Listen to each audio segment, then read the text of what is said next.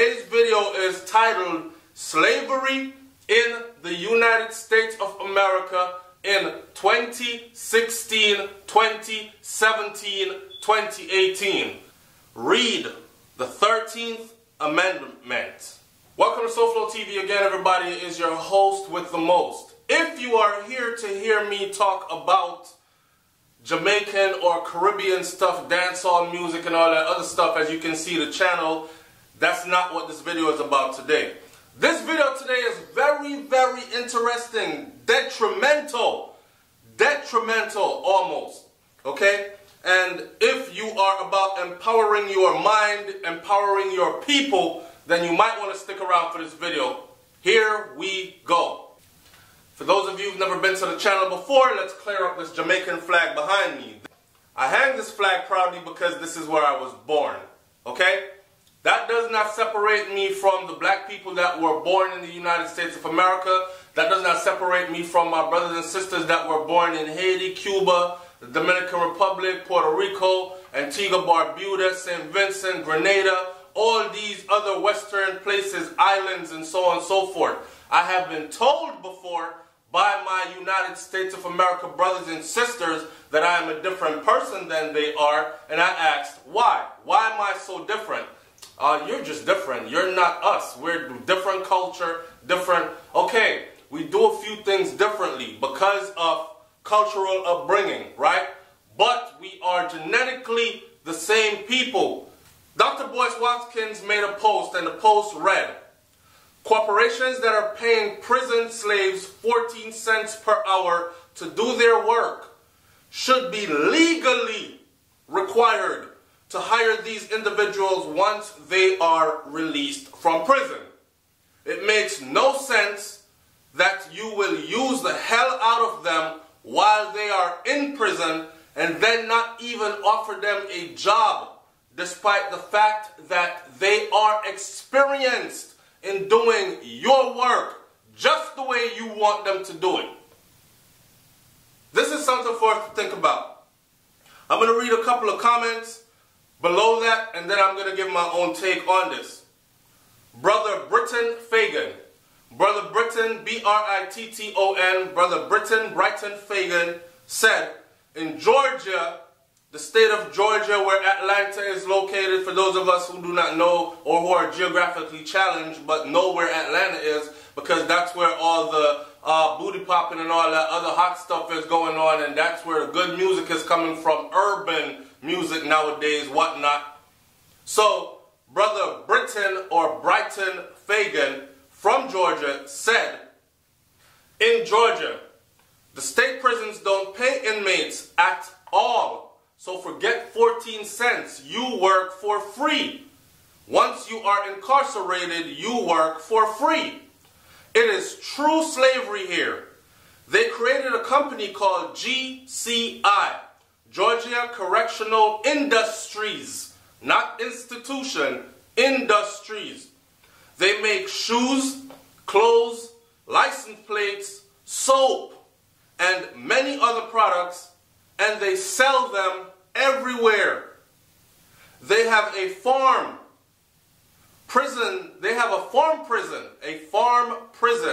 that grows and cows and a variety of food and cannery. They also have a cannery that can the foods.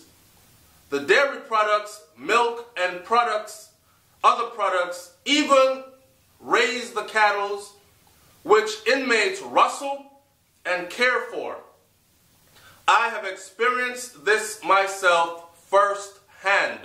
He has been in the institution, institutionalized, went in, lived it, was made to work for free, canning food, making shoes, clothes, pants, shirts, milk, canning goods, milking cows, and watch them get put on the market with a different name brand on them for not a penny. I've experienced it myself firsthand, and I know of inmates that have been murdered for refusing to work. Some even committed suicide to escape. This is a true slave state, Georgia. Oh boy. Daniel Francois Alston said, man, I've lived that for 2 years.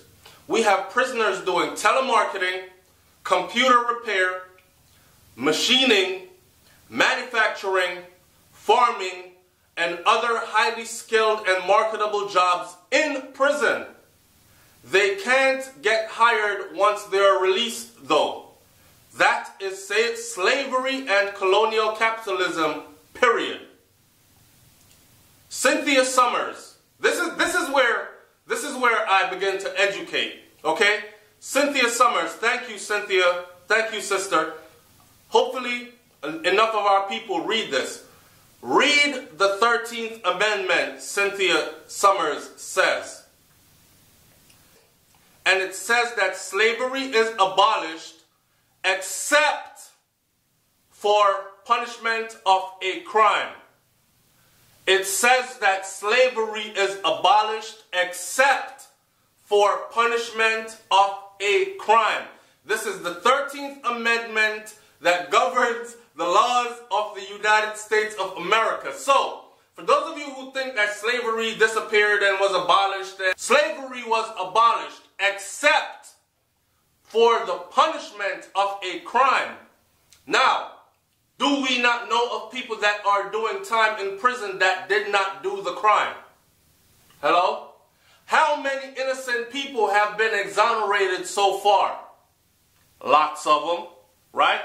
Okay, so all they have to do is create the situation to where you will seem as if you fit the bill and then stick that crime to your black ass, and then you have committed a crime, therefore you must be punished. In other words, you will be legally justified to go into, or they will be legally justified for putting you into slavery. What slavery? Black people, my people are so blind. They're like, what's slavery? This nigga think it's 1932. Slavery left, nigga. Slavery ain't here no more. The 13th Amendment says, slavery is abolished except for the punishment of a crime, as it stands today in 2016-2017. Okay? So, in other words, once you are found guilty of committing a crime, forget if you did it or not. Forget the legals behind it all. How we got you here. Have there been police officers that have been caught framing people? I mean, think of all the back shit that goes along with this. If you have been found guilty of committing a crime and you are off to do prison and jail time, you are now in legal slavery in the United States of America, and it is legal according to the 13th Amendment. Walk with me. Cynthia Summers, read the 13th Amendment, this sister says. It says, slavery is abolished except for punishment of a crime. So it is the loophole clause that our people need to know. Just like how Donald Trump was able to run for president of the United States of America and got away with not paying taxes for over a decade, or over 2 decades, is it? And it is justified because of a legal loophole. Legal loopholes are legal. Legal loopholes can be used. Proven. Donald Trump used it. I don't know any person out there, I do not know of any individual that has not paid taxes in the last decade or two that has not faced some kind of brace from the IRS, that has not faced some kind of legal action from the system that collects. But it is legal. A legal loophole allows you to go into slavery So if you're wondering why the black population in the United States of America, or those of African descent in the United States of America, are the majority inside of a prison cell, in the United States of America, it is because the 13th Amendment allows them to still continue slavery. All they have to do is be the cause and be the solution. Create the cause and the solution. Therefore, create the environment for which they will become dysfunctional. They will become programmed mentally. They will lead themselves into your prisons. And then we have the prison waiting for them. And this prison industry complex is nothing more than legal slavery. So niggas are still in slavery in 2016, 2017, and beyond. Lattimore. The sister says, why, oh why do we insanely continue to expect our enemies to do right by us? Hell, you would think after 400 damn years of injustice, we would catch on. Yes, we would and should have, but the brainwashing is so deep and that Willie Lynch theory letter, even though there are black people today that are willing to tell you that that letter is not even real, it's fake. Whether it's real or it's fake, it's an effect. And whether you want to accept it or not, all the results of it are around you, and you can readily compare it and see the results around you. Okay? So, I don't know. As much as there are those that want to fight for our upliftment, our betterment, our progress to move forward, there are equally that much amount of us, or that many of us, that are willing to fight on behalf of, yes massa, on behalf of the other side in order to sink us, because they are holding hands and singing kumbaya, and they are eating crumbs from the table, and they are feeling good about themselves. We are one. Alright? We will never be one until the playing field is leveled all the way across the board. When it comes to white people, I never expect them to do what is rational.